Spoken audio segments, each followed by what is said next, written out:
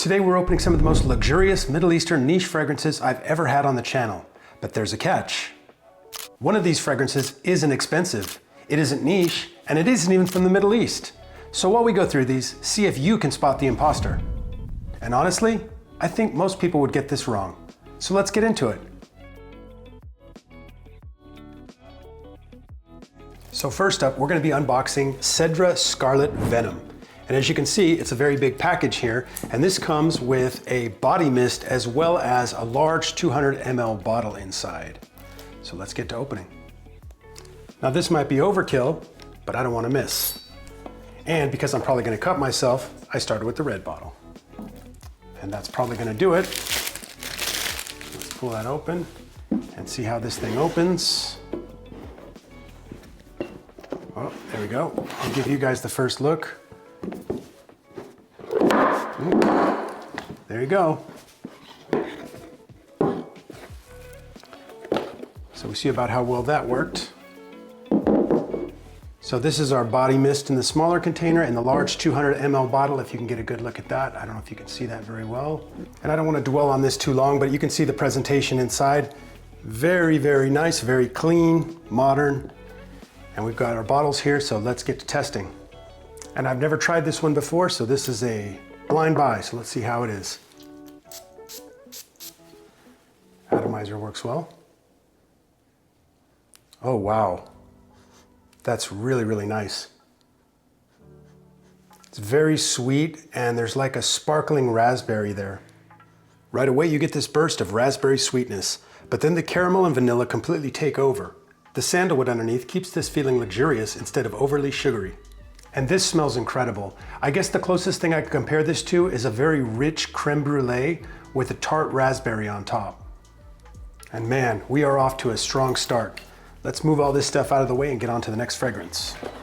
And next up we have Gissah's Siena Valley. So let you take a look at the box there. And this one I've already sampled. I got a sample of this one. And when I smelled this one, I was so impressed that literally within 10 minutes of smelling this, I was already online scouring the internet to see if I could find a full bottle of this. Yeah, it's that good. We're gonna do this again. I need to be careful. The only thing I wanna see spraying in this video is the fragrance. Okay, let's remove the rest of that packaging. Let's get the box open. Let's tilt it back a little bit this time so I don't spill it out. Okay, well, that one's at least in there. So you can see what that looks like, hopefully. Get you one more shot of the inside of that. You can see these boxes are really, really nice. When you buy designers, I mean, you basically get a cheap, thin cardboard box and a handshake. And with these are damn near collectible. They're so nice. In fact, I think that's even magnetic. Yeah, I think that's magnetic. Really nice. And let's take a look at the bottle. As you can see, again, it's a large bottle. I'm guessing this is probably also a 200 ml bottle. So these luxury houses all give you these really nice bottles. Yeah, you can see on the back of the bottle there, 200 mLs. So a normal large bottle is about 100 mLs generally. So let's go ahead and see how this smells. And I think I'm gonna put this one on the back of my hand to start.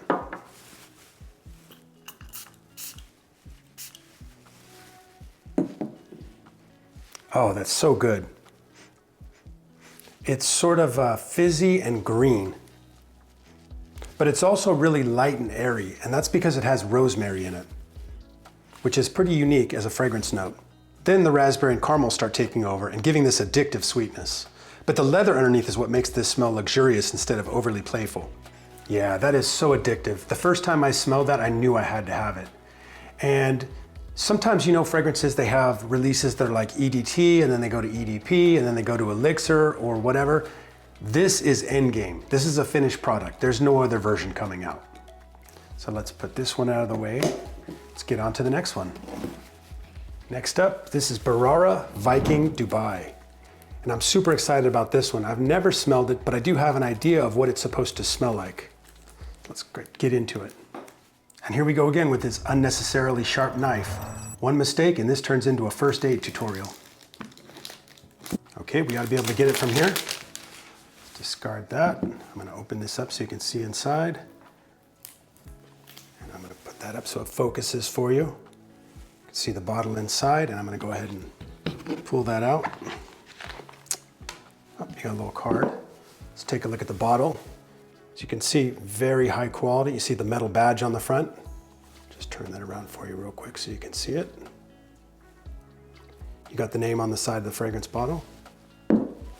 And then take a look inside here. As you can see, this one it comes with a refillable atomizer. I don't know if I'll be able to get it out of there, but you basically can take this one, you can take it on the go with you, and if you remove the top of this just goes right, you take the cap off, and then you just pump this and it fills this up with fragrance, and you can take it on the go. The nice thing is, you don't have to just fill it with this, you can put any fragrance you want in here. And I just want to show you this one more time. So you can see it's got like a felt lined box, very high quality. If we look at the back, there's even a scanner so you can tell that it's an authentic product. But let's get to smelling this. And this is another blind buy, so let's see how it smells.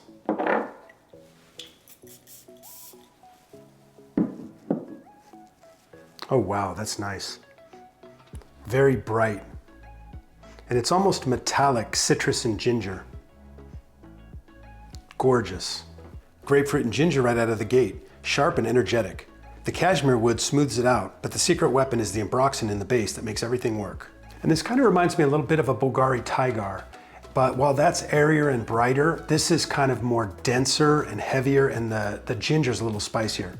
And this has that Italian Mediterranean style to it, but with a Middle Eastern twist.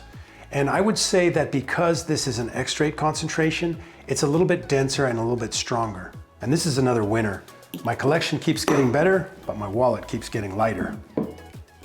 And now we're entering fragrance royalty territory. This is Amouage Reflection. I'm gonna just spin this around so you can see the box. And as you can see on the back, this is going to be a full-size bottle and 2 body wash to go with it. So it's a gift pack. And I'm super excited to open this one, but again, I'm gonna do it carefully because I do wanna keep all 10 fingers until at least the dry down.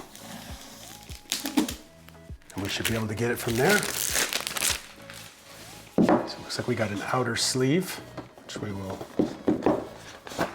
ditch.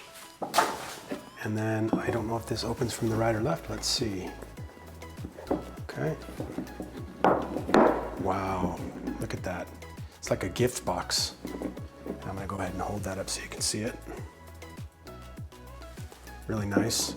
Put this out of the way. Pull these out. Ooh, let's start with this one. Wow, look at that bottle. Just gorgeous. Love it. That is luxury, my friends. And now let's see what we got here. We got some body washes. Okay, these are a lot smaller than I thought they were gonna be. I guess this package wasn't that big, but they did look bigger in the picture. So we got these little tiny body washes. These should both be the same. And let's get to our first spray. Alrighty, we're gonna go on the inside wrist on this one. Prime the pump there a little bit. Oh, that is so good. Gorgeous. Okay, so this is very smooth, very clean. Just smells like pure luxury. It opens up with rosemary. It's clean, crisp, and really fresh. Then the neroli and orris come in with that iconic luxury soap vibe, and the sandalwood anchors everything, giving it this creamy sort of rounded finish. This stuff is absolute perfection, signature scent worthy. As a matter of fact, if my wife asks you guys, this is the only bottle I bought this month, okay? Secret to the grave. And speaking of things I didn't need but bought anyways, let's move on to our next fragrance. Oh, and one more thing I wanted to share. As I was about to clean up, I noticed this heavy magnetic cap. Just such quality, really nice. And the final fragrance before we reveal the imposter, this is Sedra Nero. Just spin this around so you can take a look at it. And the name Nero, if I had any culture, would remind me of an ancient Roman emperor. But I said, if I had any culture. The name Nero actually just reminds me of the video game Days Gone. If you know, you know. But gaming jokes aside, the vibe of this fragrance actually matches that dark aesthetic. So let's get into it. Okay, we ought to be able to get it from here. Maybe not, okay. Let's see if we can open this up. Let you see inside what that looks like. Let's take a look, okay. As I said, very large, 200 ml black bottle. I guess we just have the the same nice felt-lined box. Put that, let's actually put that over here. Let's take a look at the bottle. As you can see, very, very high quality presentation on these. And I don't know if you can feel just how substantial this bottle is just by looking at it. Boy, I mean, you can hear it when we put it down. This thing is just beautiful. And let's get that first spray out of the way. We're gonna go inner wrist on this one.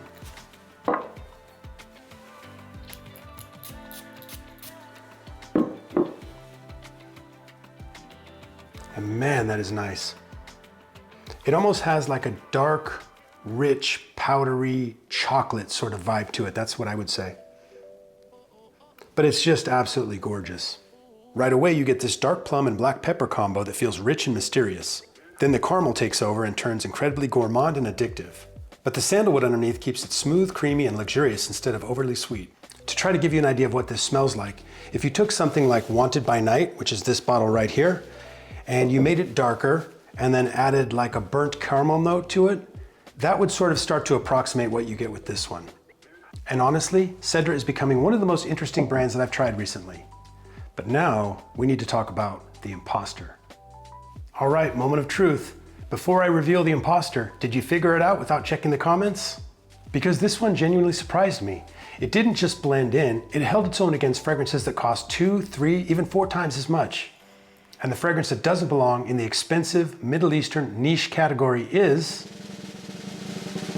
Bharara Viking Dubai. Despite the name, this isn't a Middle Eastern fragrance house at all. It's an American brand, but one that figured out exactly what fragrance lovers want. Luxury level scents, premium packaging, but without the premium price. And honestly, the fact that this sat comfortably next to Amouage and held its ground, it says a lot, either about Bharara or about what it is we're actually paying for with niche fragrances. I'll let you decide. Did it fool you or did you spot it early? Let me know down in the comments. So there you have it. My collection grows and my wallet shrinks. So which of these did you find most interesting? And if you've tried any of these, please share your experiences. And as always, thanks for watching.